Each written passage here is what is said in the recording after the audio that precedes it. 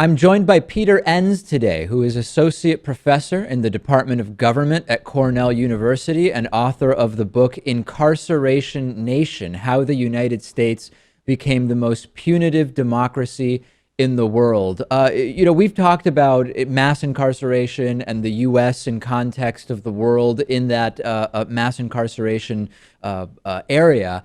And often the angle you take on this issue is not discussed. And that's that the move towards mass incarceration that we've seen over the last 40 years has at least in part been a response to the U.S. as a society becoming more punitive. How did you first start looking into this or get this idea? Yeah, so you're exactly right, David, with the looking at the importance of public opinion. And at first, so when you mention what people typically talk about, we often think of the legal system, the criminal justice system, as insulated from public opinion. But I was thinking of all the ways public opinion can influence criminal justice and the incarceration rate in particular. And we often don't realize how much legislators and their political decisions influence things like the incarceration rate by determining how various crimes are sentenced, affecting mandatory sentencing requirements. And then these legislators, who of course depend on being elected, they allocate the budget that influences the capacity to incarcerate. So there's a lot of mechanisms there where the public influence gets translated into the criminal justice system. And in your book, you sort of trace the path of what, as you describe, for several decades, an increase in the generally punitive nature or opinions of the American public, and then more recently describe the sort of decrease in that punitive nature and how that now is becoming a factor. Let's start first with the rise in what you describe as the punitive nature of the American people. What caused that, and in what ways was it reflected? Sure. Because the overtime patterns you're describing are so important because we often just hear the country described, oh, the public's punitive, or oh, they want this. And the overtime changes are really meaningful and important. And in the 1960s, the crime rate starts to increase. We see increasing media coverage of this rising crime rate. That translates into a rising public punitiveness. And this process continues through the 60s, 70s, 80s, and 90s. And it's the mid-1990s when we observe the high point of the public's punitiveness in this country. That, of course, is sort of undeniable, but what I would love to hear you elaborate on a little bit would be the role of propaganda in this on public opinion. Because, of course, we can look at crime rates, but the crime rates alone won't tell us about, for example, disproportionate policing of areas either based on income or race. It won't talk to us about fear-mongering and Ronald Reagan's infamous stories about criminality and welfare queens and so many other things. So in doing this analysis, how do you sort of account for the propaganda effect that is sort of inherent in American politics? Sure, you raised a lot of interesting and very important issues there. So mentioning the role of race and racial considerations, which is so important for trying to understand criminal justice and incarceration in this country. Social class plays in. And then you mentioned propaganda, and one very perhaps even surprising finding is what I found was I don't know that I would classify it as propaganda, but in terms of media coverage of crime, what we typically see and what those who have researched media coverage of crime, we find over coverage of violent crimes, so disproportionate focus on violent crimes, disproportionate focus on crimes committed by racial minorities, and almost always this focus on the very particularistic, narrow nature of the crime, as opposed to the bigger picture, how does society deal with crime or what policies would lead to reductions in crime. So on the one hand, that might be fall under what you're describing as propaganda. Others have simply described it as if it bleeds, it leads.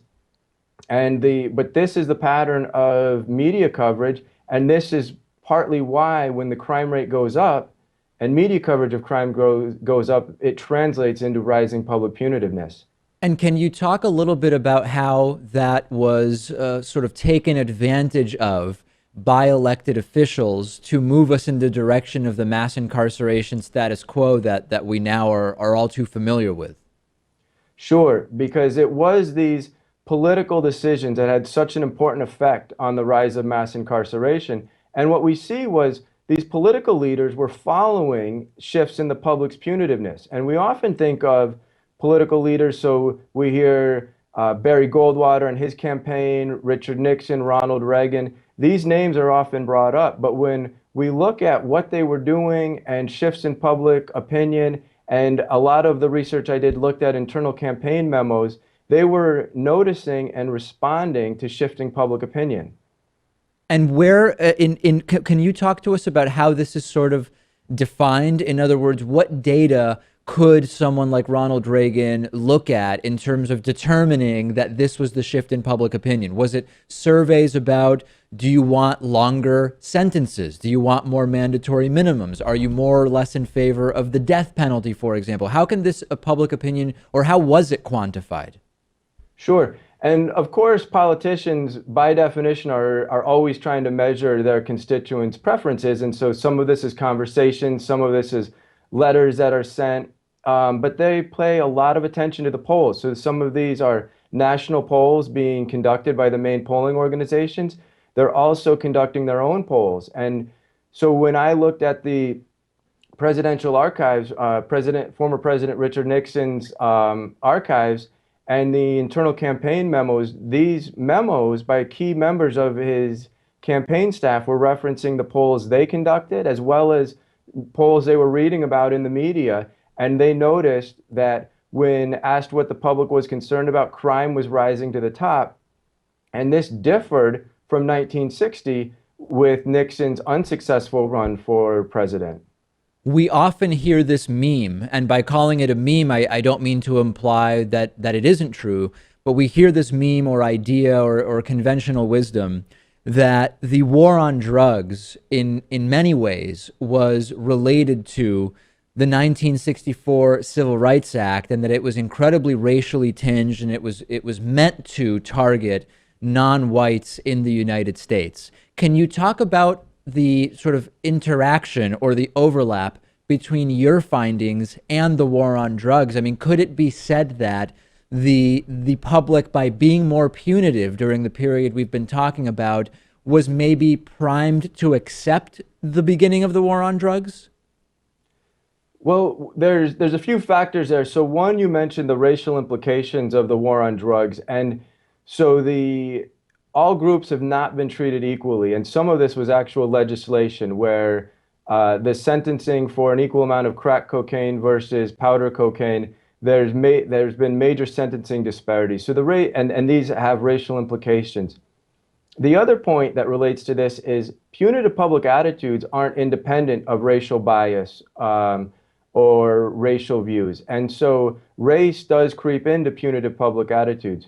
One especially noteworthy finding, when I look at the public opinion data and shifts in how punitive the public is and the public demand for being tougher on crime, through the 70s, 80s, and 90s, all racial groups are getting more punitive. So this really illustrates the complexity of the issue, that racial bias matters. There's different racial groups have been affected very differently and unequally by the war on drugs. But there, across all segments of society, there was an increasing demand for being tougher on crime during the rise of the U.S. carceral state. So let me see if I understand what you're saying.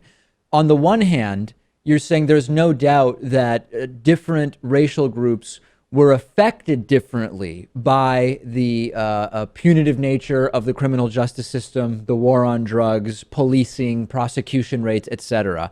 But that at the same time, across racial groups, there was an increased desire for, or all racial groups were more punitive in terms of their desires.